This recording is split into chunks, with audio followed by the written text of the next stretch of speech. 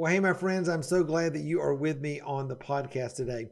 I love seeing couples actually step into the thing that God has for them as a married couple. My wife and I, Tanya, have been doing that for years and years, both in ministry and owning several businesses together. And now, as we work together as an artist and as a business owner with our mentoring program and all the things that we do here online, she's right by my side. And it's such a wonderful, wonderful journey for us to be able to walk together and share different perspectives and hear the Lord differently on that journey so that we get a really full picture of what he wants to do in and through our lives and through our marriage.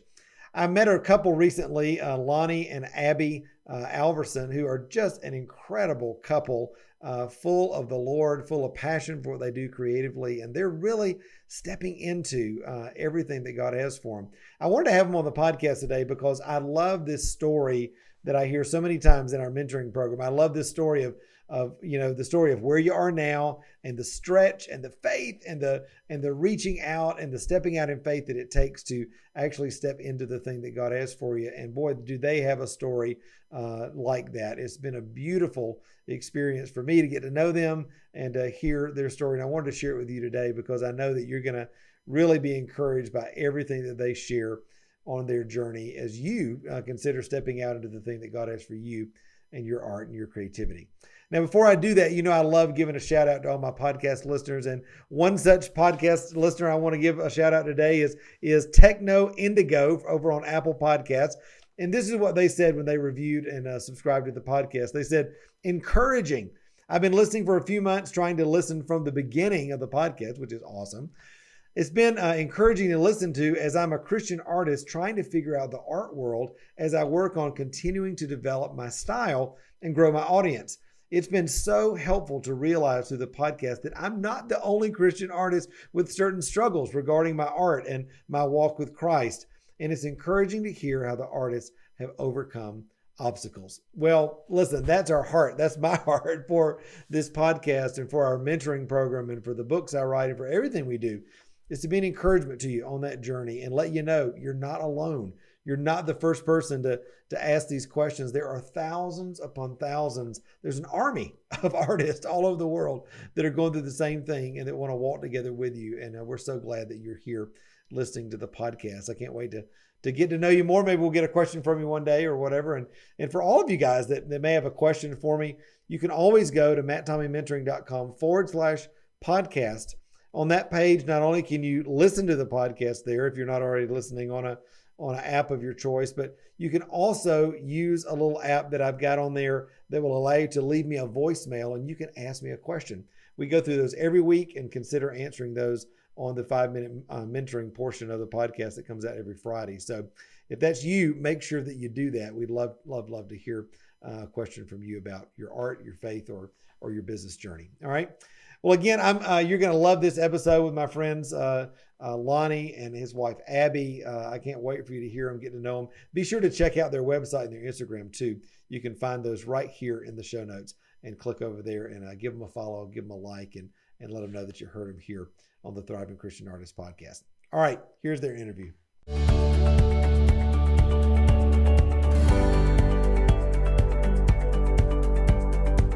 Well, hey, friends, you never know who you're going to meet at a dinner party. And this couple I met not too long ago. And wow, my wife and I, Tanya and I, just had really a great time getting to know them and hearing their story. And Abby and Lonnie are here with me today. Guys, thank you so much for being on the podcast today.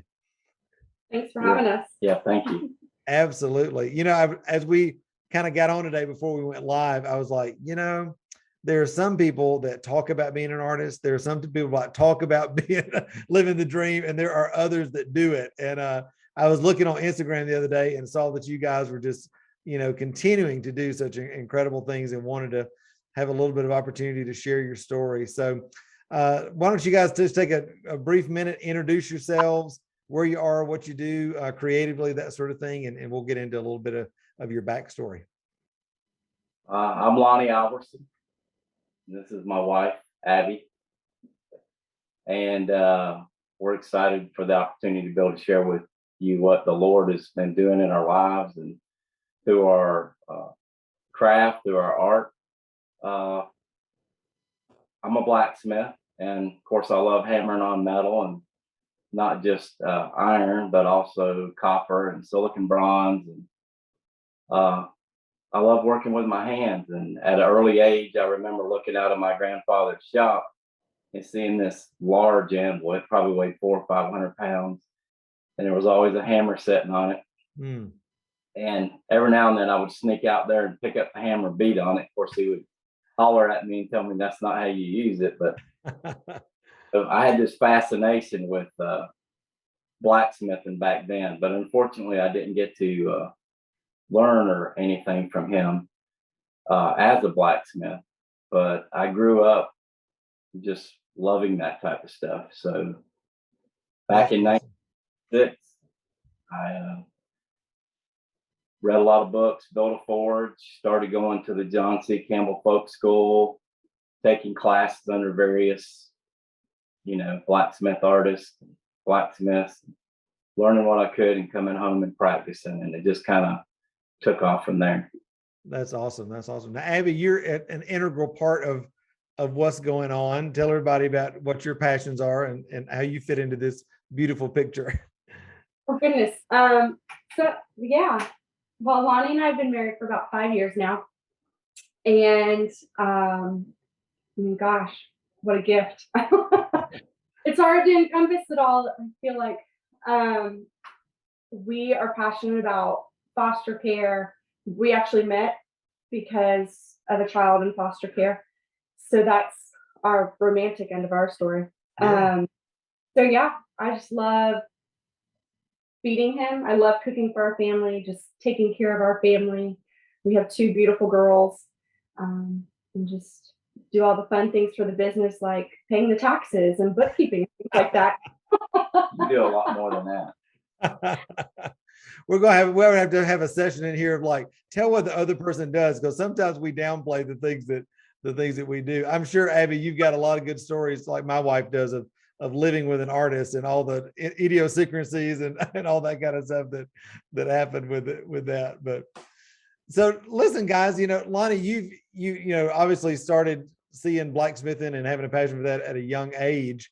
This has not always been, though, your full-time vocation. So kind of roll the tape back. What was that like? Because I guess like me, I never had an idea that you could be a full-time basket maker or a full-time artist, so I went and did other things to make a living. What has your journey been like on this road and now stepping into this full-time? Well, it truly has been a journey. For about 27 years, I worked for a major corporation, repairing and overhauling aviation equipment, helicopter engines, and high-tech stuff. Not like beating on an anvil type stuff, but I think always in the back of my mind, I was always thinking about what I was passionate about. And it was spending more time with my family. It was spending more time in doing what I felt like God just was burning in my heart. Mm. That's to speak through the art and the craft of blacksmithing. And I was just wondering when that opportunity would fully blossom, so to speak. So, I mean, you look at 27 years, It's a long time. But I say that don't give up on your dreams, don't give up on your hopes. And it's awesome for the Lord to bring someone into your life that shares those passions and is hoping and praying that those things will grow and blossom. And that's what the Lord's done with Abby. And we've shared this journey together, and it's just so awesome. So we kept asking the Lord, when we can go into this next step. It's like we knew it was part of the journey, but we didn't know exactly when. And that's a big jump. Sure. It was a big to say no to regular insurance, no to a regular income that you didn't have to think about after 27 years. You kind of get used to it. You show up for work, you do a good job, and you get a check. The Lord started bringing along a lot more commissions and jobs, and pretty soon I was like doing 2 full-time jobs.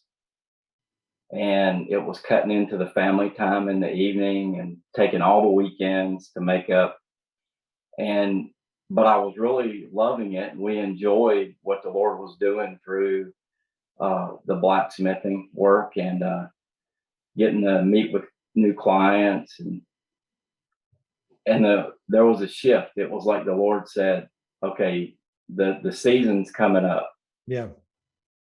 Now, Abby, And were you feeling this too at the same time? Like, is Lonnie's kind of in the studio doing the work? I know sometimes Tanya will feel things before I feel it, or she'll feel a different side of that. I mean, what were you feeling in this time? New marriage and learning each other, and okay, great big shift now financially. I mean, what were you feeling inside? So similar to your wife, I was there before he was. Mm, Um, there kind of came an opportunity where we could have made the jump earlier. And I was like, let's do it. I felt like I was reading words of confirmation towards it. And I was yeah, like, yeah, oh, let's just do it. Let's just do it. And Lonnie is so steadfast. And I can't imagine the wait for a man and a husband who seeks and works diligently to be a good provider. yeah. I stay home with our girls, so he's the sole provider for the family. And he just kind of said, no, we need to wait. And it actually was good timing because we were in the middle of an adoption of our 2-year-old at the time. And so his kind of saying, let's just, wait a little bit longer, worked out really, really for the best. Yeah. But I know yes, when we made the switch, when Tanya was, she had taught for a lot of years, and our business, the mentoring program business and my art business was growing so much. And we were like, even our financial planner was like, when is Tanya coming home? Like, she is worth so much more working with you in the business than she is, working a regular job. And I was kind of the one in that, really, I was like, come on, let's do it, all this kind of thing. And Tanya said, you know what, I want to wait one more year, and I want to save 100% of my salary, just like I'm not working, so we'll just put it totally in savings. And that was such wisdom, because it gave us a cushion, and it gave us, I think, her really that knowing inside, that confidence inside to be able to step out in wisdom. And that's that beautiful tension, right, that we live with in marriage, that both of us have a different side of what God's saying, but it's still the Lord, right? I mean, y'all seem to be both operate in that. that's a good thing. Yeah. And it's so awesome to be married to a woman of God that hears from God and shares with you. And I'm sure it's probably the same way with a man of God, but I'll let her tell you that. But anyway, so, yeah, so as that time came close, like this last fall, we knew it was getting close, so close that I went ahead and shared with my supervisor and my closest friends at work. I said, hey, soon, we Yeah. didn't know the date yet, this is going to happen. So they could go ahead and train some people up. So lo and behold, March 5th, it was the time. And we made the switch, put in the notice, and a little bit before then. And we haven't had a commission job since. I'm saying that, but I say that funny because, I was like, Lord, and then the Father just shared with me, hey, I'm giving you this time so you can build your shop. Oh, wow. So we were able to do the grading, and because we had use of some equipment that the Lord had blessed us with, and did the grading and prepared and getting things, all the preparations made. And we had a builder come out and build us a larger studio. I'm used to working in a 16 by 16 Yeah. building for years, and you barely had room to turn around in. And this is a 30 by 40 studio, and cement floor versus a dirt floor. I'll build Big time. This is the real thing, man. This Yeah. I'll build a teach. I have high ceilings, so I love it. So was COVID for you guys then, and the pandemic and shutdowns and all that? Seems like that was really a great time for you to be able to have the time to focus on what you needed to focus on, and get the studio prepared. And I mean, yeah, I'm sure it freaked everybody out, but I mean, I'm sure there was a time you could work and plan as well. Yes. It was yes and no. So he was still working full time at his other job, and like he said, he would go to work, come home. We would see him for like 30 minutes, and then he'd go work out. Weekends were out in the forge.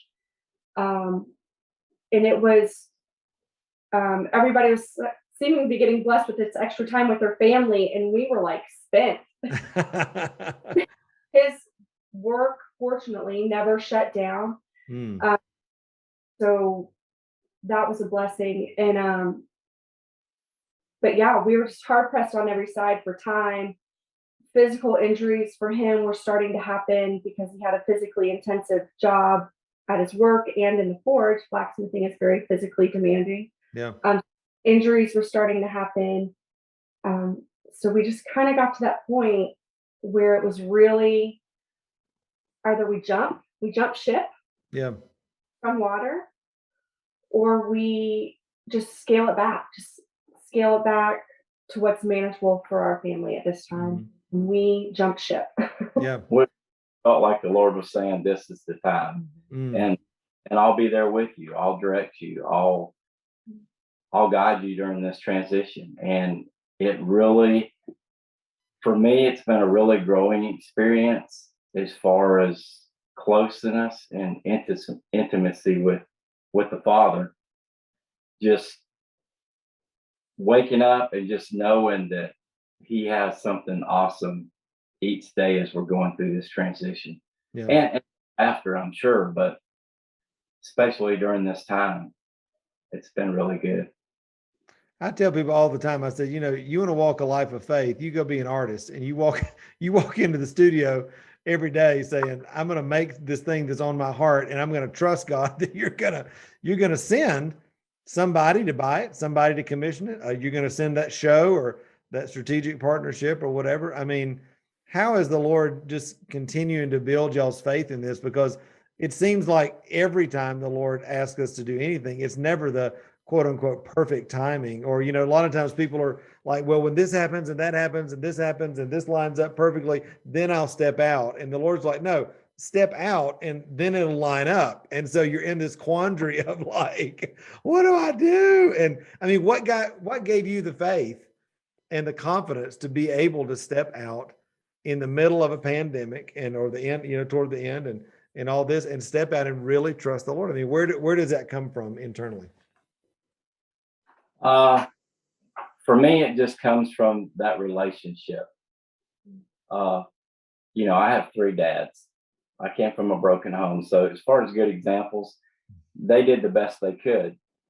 But it says in the word that even your father, being a good earthly dad, listens to you when you ask for something. How much more will your heavenly Father? Yeah. And so I think the heavenly Father, he knows our hearts. And I asked him, is this the time? And when he said yes, I knew he was saying yes.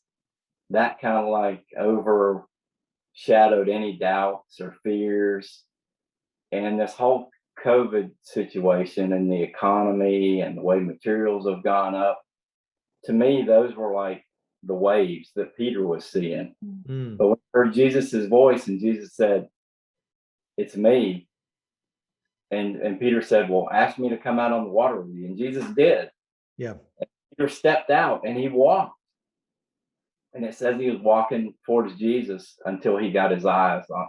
So, I mean, not looking at the storms, not looking at the way the economy is going and everything. I believe for artists and for all those that are trusting in the Father, that he'll make a way.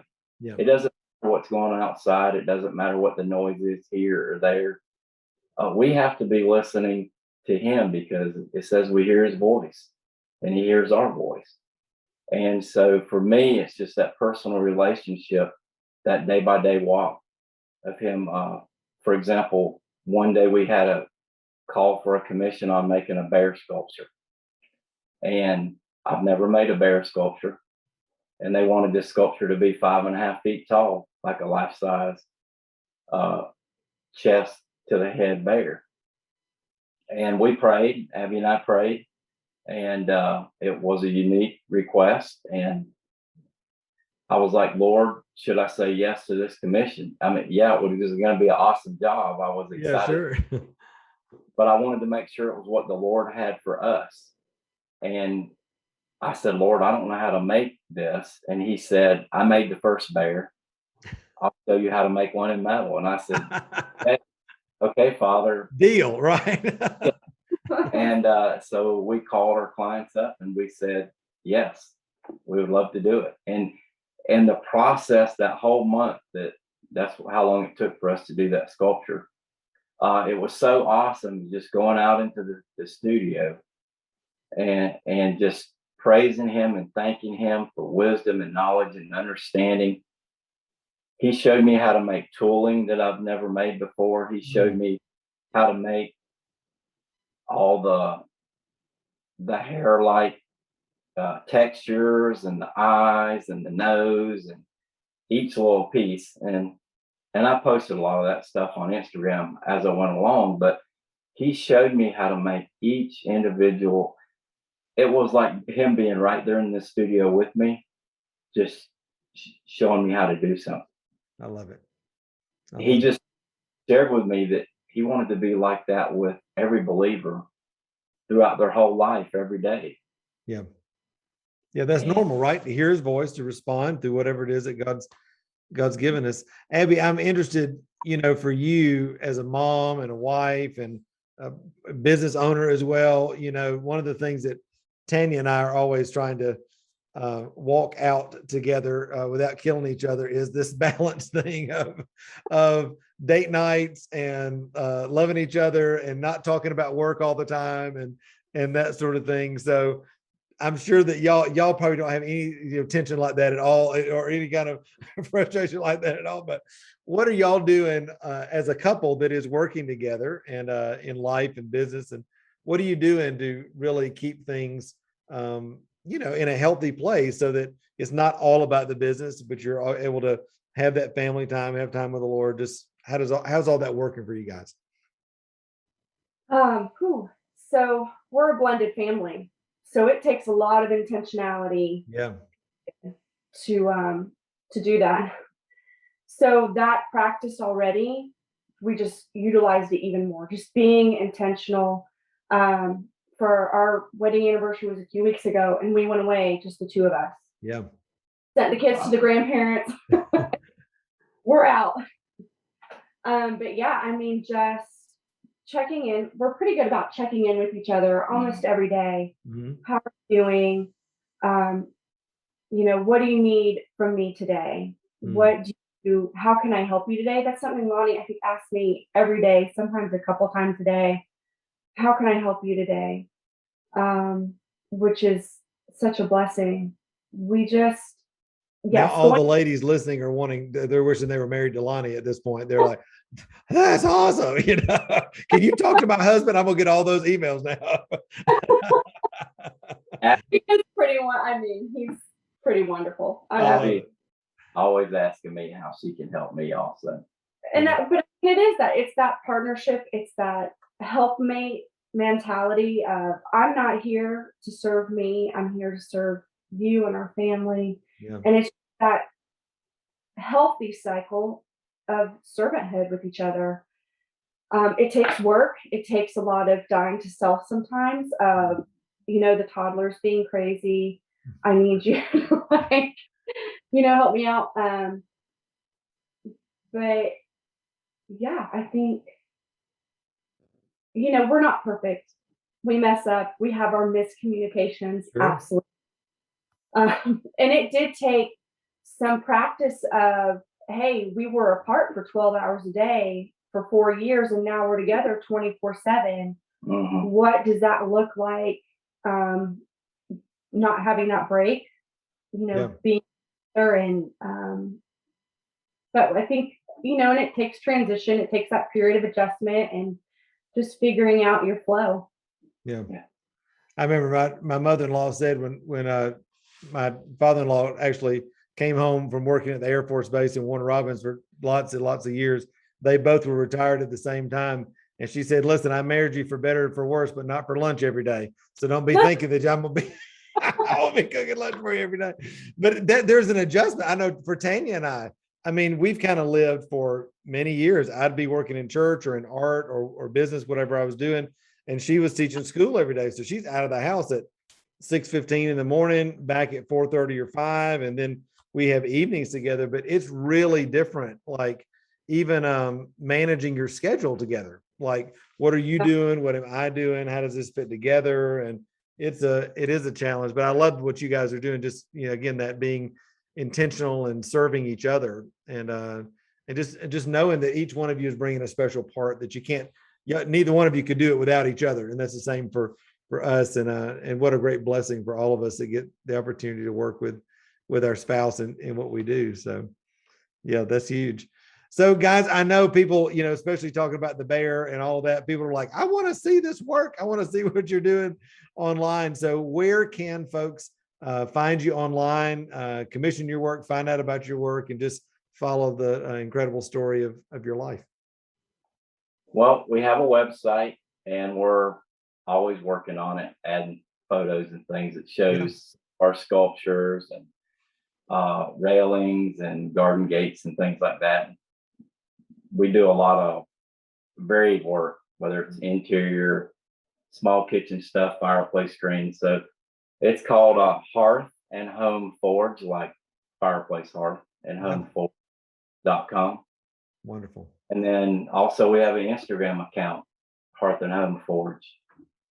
And we'll make sure to put both of those links on the show notes so people can click right over there and find out and follow you on Instagram and all that sort of thing. But guys, listen, you're just living a beautiful life and you're honoring the Lord. You're loving each other. And it's the kind of story I love celebrating here on the podcast. And I know so many people out there that are listening, you're going to be an example for them of the life that you can live in the kingdom as you step out and do and be and have everything that God has designed for you. So thank you so much for being on the podcast today. It's been a joy. Thank you, Thanks Matt. for having us. Thanks for having us.